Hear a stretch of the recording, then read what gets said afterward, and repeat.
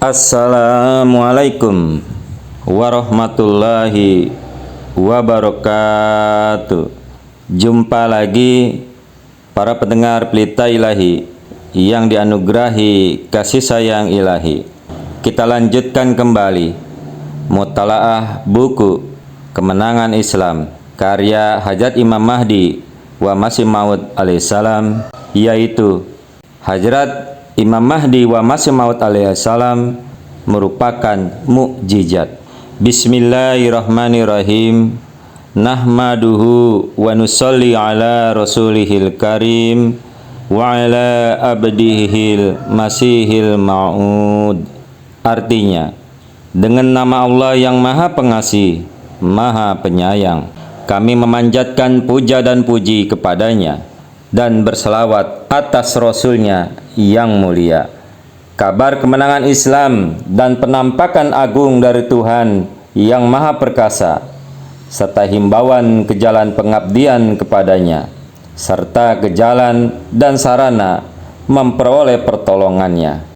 Tuhan, resapkanlah keberkatan ruh-Mu ke dalam tulisan hamba-Mu ini, dan jadikanlah hati sanubari manusia tertarik padanya dengan penuh gairah dan semangat. Para pembaca sekalian, semoga Tuhan melindungi Anda sekalian di dunia dan di akhirat. Sejak lama saya yang lemah ini mengundang perhatian Anda sekalian pada tulisan yang penting ini mengenai suatu proyek ilahi yang untuk itu saya telah ditunjuk Tuhan untuk memajukan agama Islam. Dalam tulisan ini, dengan bantuan daya komunikasi, mukalama dan mukatabah yang dikaruniakan Tuhan kepada saya bermaksud untuk menjelaskan kepada Anda sekalian pentingnya proyek ini serta perlunya memberi bantuan untuknya. Yang demikian itu tiada lain agar kewajiban saya untuk menjelaskan dan menghimbau tersebut yang terpikul di pundak saya dapat ditunaikan. Dalam menyampaikannya kepada Anda, saya tidak mengkhawatirkan bagaimana kiranya tulisan saya ini akan terkesan pada pikiran saudara. Apa yang saya risaukan adalah mengenai kewajiban saya, kewajiban untuk menyampaikan amanat yang saya emban ini untuk Anda, bagaikan seseorang yang menanggung hutang kepada seseorang lainnya. Tidaklah menjadi persoalan apakah amanat ini akan sampai di telinga yang penuh hasrat ataukah di telinga yang peka. Apakah itu akan mendapat sambutan dari mereka ataukah tidak? Atau apakah para pembaca sekalian percaya akan maksud baik saya ataukah tidak?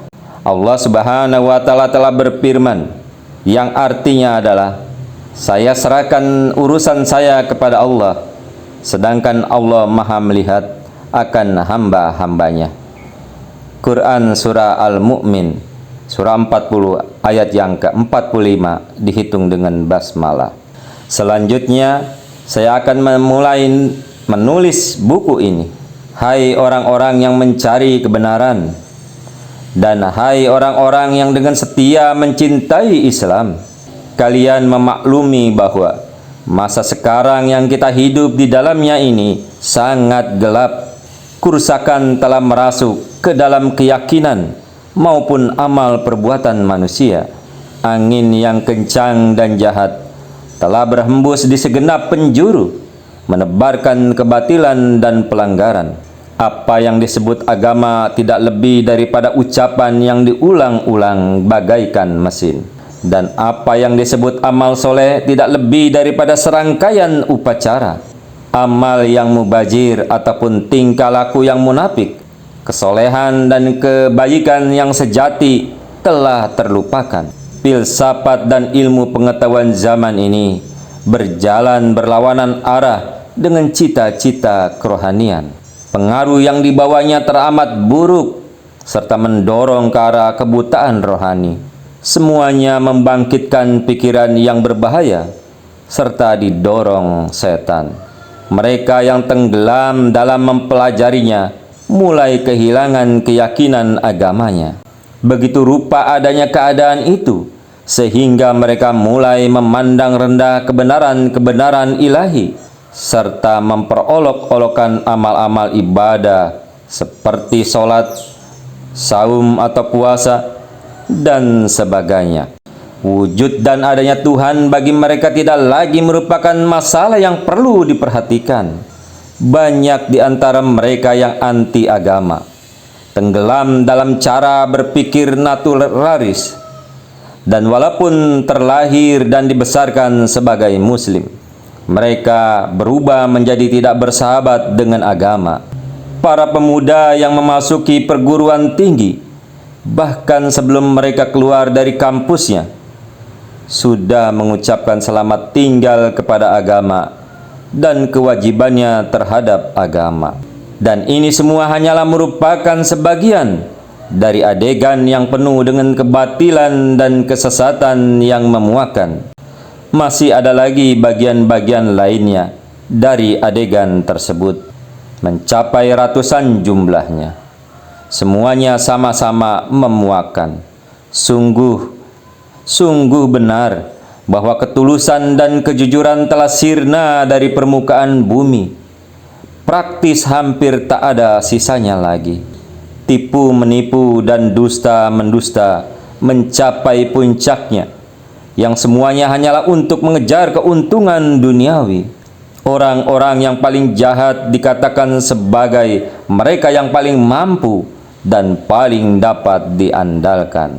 Tipu daya, ketidakjujuran, dosa, dan pelanggaran norma-norma dalam berbagai macamnya, dusta, mengada-ada makar, dan juga siasat yang seburuk-buruknya sedang bertambah-tambah jumlahnya. Ditambah lagi dengan pertengkaran dan perdebatan sengit yang membangkitkan nafsu dan keganasan hewani. Semuanya itu bagaikan badai yang dahsyat. Lebih banyak manusia memperoleh tambahan pengetahuan dalam hukum-hukum alam yang berlaku.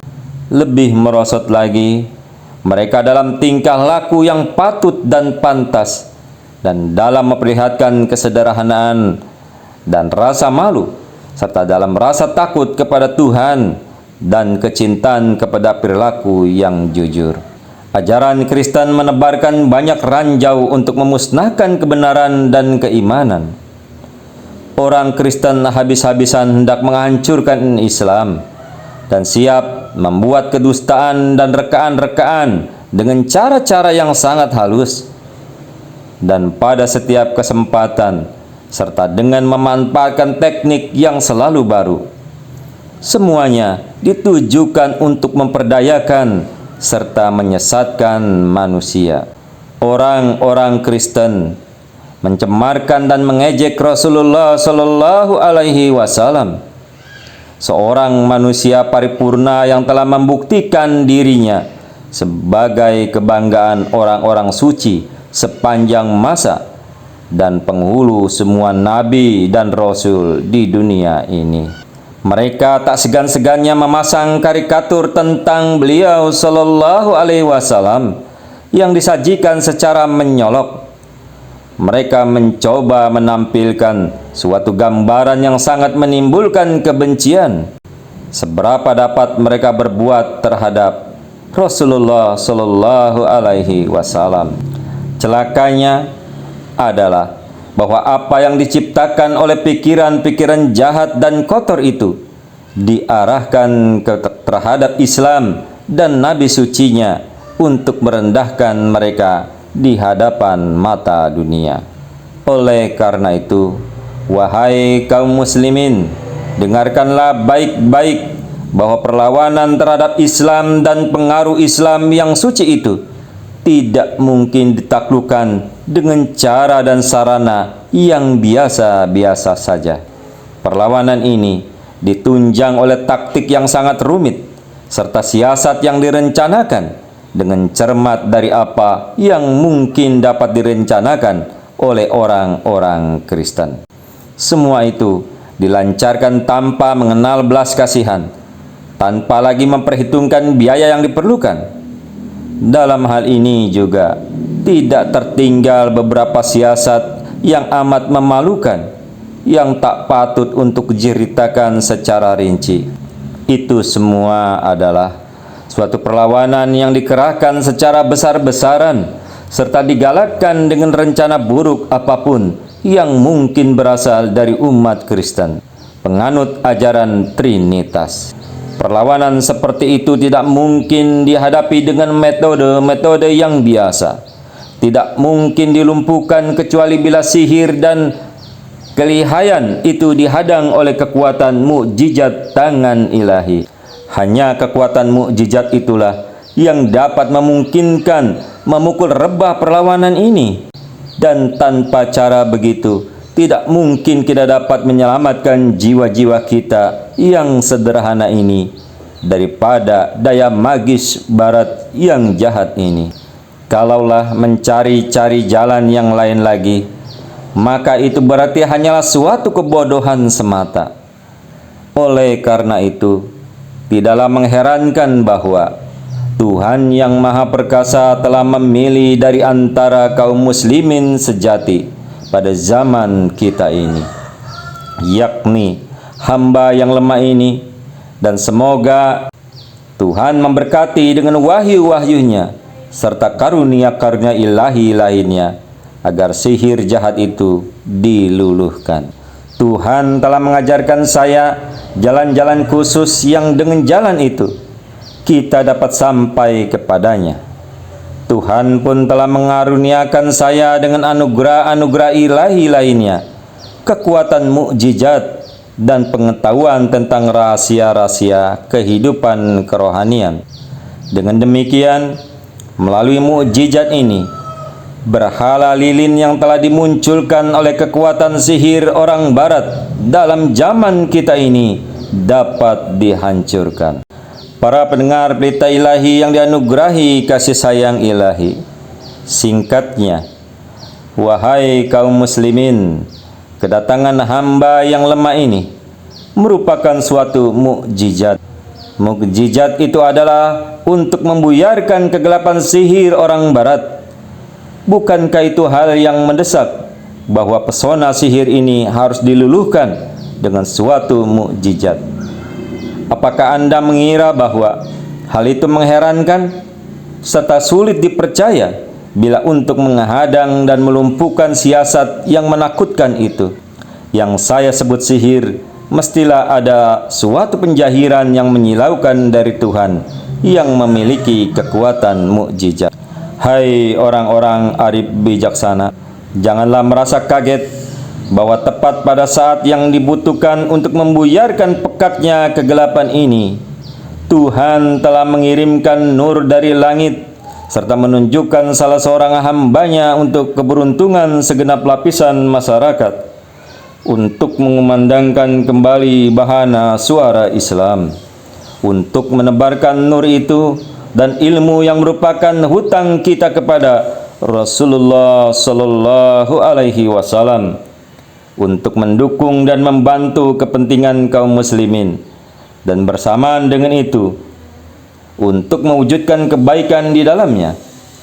Kalian pasti akan lebih beralasan untuk merasa heran bila Tuhan tetap saja berdiam diri dalam saat-saat seperti itu.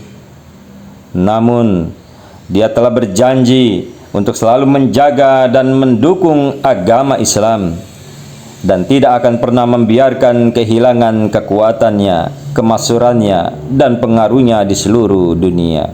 Apakah mungkin Tuhan yang demikian itu tetap diam saja dan tidak melakukan apa-apa dalam saat-saat yang penuh kegelapan ini, ketika terdapat kebutuhan yang amat sangat untuk menanggulangi bahaya-bahaya dari luar dan dalam kaum muslimin? Saya katakan lagi, akan lebih mengherankan lagi bila dalam saat-saat yang seperti itu Tuhan belum lagi membuat sesuatu tindakan, atau Tuhan telah lupa akan janjinya untuk menolong sebagaimana telah termaktub dengan ungkapan yang sejelas mungkin dalam kitab sucinya itu. Akan sepantasnya untuk merasa heran bila janji yang terkandung di dalam sabda Rasulullah SAW itu ternyata tidak menjadi kenyataan.